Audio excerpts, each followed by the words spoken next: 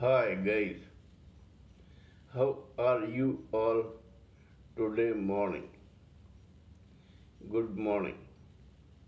Today, in this verse, Ashtavakra gives a detailed description of a liberated soul. According to Ashtavakra, this liberated soul looks delighted, though necessarily he is not delighted. He looks afflicted, though necessarily he is not afflicted. Only by a person who is like him can he be understood in his or her stupendous state. What does this mean? Though delighted, he is not delighted. A person who is abiding in the self, who has understood or accepted his or her identity as a self, a soul, and not as this body mind complex, is not necessarily applicable or a victim of the norms of this society, of this material universe. The rules and regulations of this material universe don't apply to such a person because he or she is already detached and has no connection with the vibes of this material universe. Even then, a self realized liberated person sometimes comes here and acts like an ordinary human being, not for himself or herself, but to be a part of this multitude which is also craving for spiritual self realization. The liberated soul need not be here.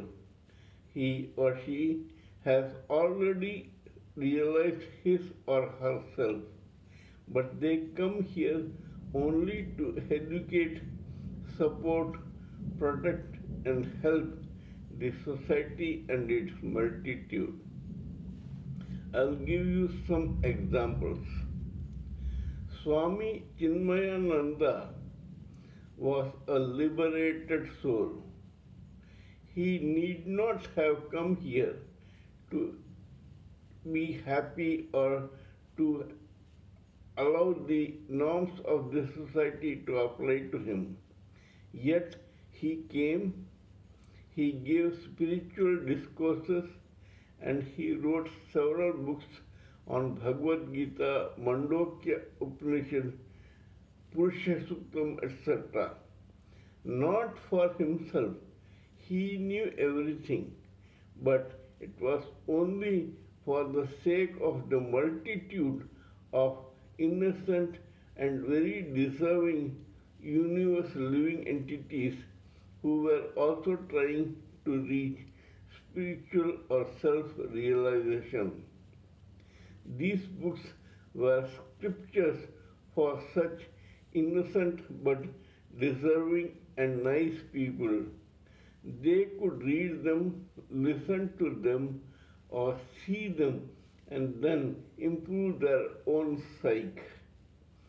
Similarly, Swami Yogananda Paramhans has gone on record saying, I was born to become a monk in a cave in Himalayas. That was my ultimate aim. But that was not why I was brought into this world. I was educated and made ready to go to America and spread Lahiri Mahashayas and Mahavatar Babaji's Kriya Yoga to the world. Swami Yogananda Paramhans, much against his wishes, came to the multitude, started a school at the early age of 20, started his own Yogoda Satsang Society of India at the age of 20, went to America at the age of 27 and spread Kriya Yoga all around the world. Moreover, he wrote a book called Autobiography of a Yogi, in which he discussed not only himself and his family but also in detail about other yogis who were not like him but they had their own ways to reach God. This was only to educate guys like us who could see that people of multifarious natures and personalities could reach God if they wanted to. There was Tiger Swami, the bodybuilder, and there was levitating saint Nagendra Nath Bahaduri, who never went out of his house. There was Prabhananda, a saint of two bodies, and there was Ram Gopal Majumdar, who spent 30 years in a cave. There was Shishi Anandamayi Ma, and there was Giribala, the non-eating saint.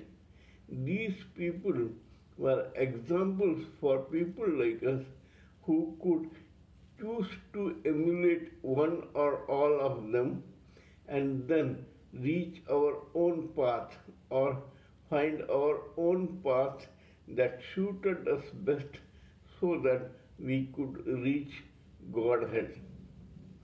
Lord Krishna was in Gokul, the best place in the spiritual world. He could have remained there happily and lived with all the people there. He need not have come to this miserable universe to be delighted.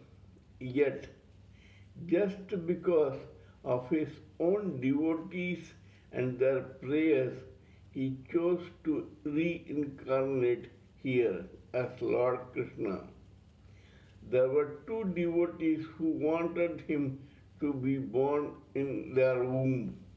They were Devaki and Vasudeva. There were two devotees who wanted him to grow up in their house. They were Yashoda and Nand. There were several devotees who wanted to enjoy his pastimes. They were the citizens of Vrindavana.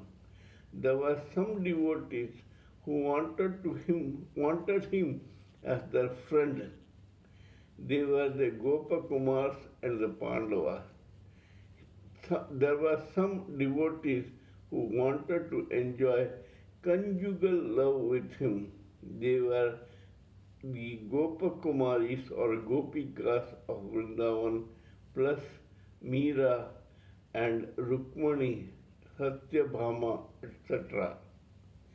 God satisfied all of them, though it is not necessary that he needed all this. He was happy without them, yet he made his devotees happy by reincarnating in this world. Same is the case with other incarnations. Similarly, Gautam Buddha, Guru Nanak, Prophet Muhammad, Jesus Christ, all these people need not have come here to be self-realized. They were already self-realized and they needed nothing. Yet they came here to serve the society. They are detached like God's people, God's servants who had come here only on an assignment. It was a divine assignment. They personally did not want this, but they just carried out this assignment only to please God and to please His devotees. Similarly, affliction.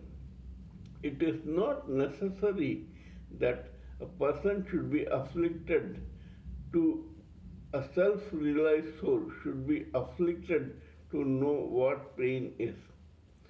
Puttapurti Sai Baba went through several strokes and heart attacks only to save some of his innocent devotees who did not have the power to withstand it. Similarly, Chandrasekhar Swami took 10 dips in a pond only to relieve one of his devotees who had already died and who was supposed to come here for 10 births and deaths before seeking self realization. Chandrasekhar Swami relieved that person of this 10 births and deaths burden so that this very nice devotee could become self realized again immediately. Such is the nature of self realized, liberated souls. They want nothing, but they do everything. They take all pains and they go through all the grind only for the multitude of the society. Jesus Christ chose to be crucified so that he could work out all the sins of the Jerusalem, Bethlehem, and the people, his own devotees. He knew that the sins were terrible and the repercussions could have been very painful. So he took all the pain. Lord Shiva drank halahala poison only to save the multitude and the divine suras so that they don't get poison or suffer from asphyxiation. Such is the case with self realized souls. They are made, they are born, they choose to live, and they die only to serve mankind and God. Till we meet in my next video, it is good morning from TSV Raghavan.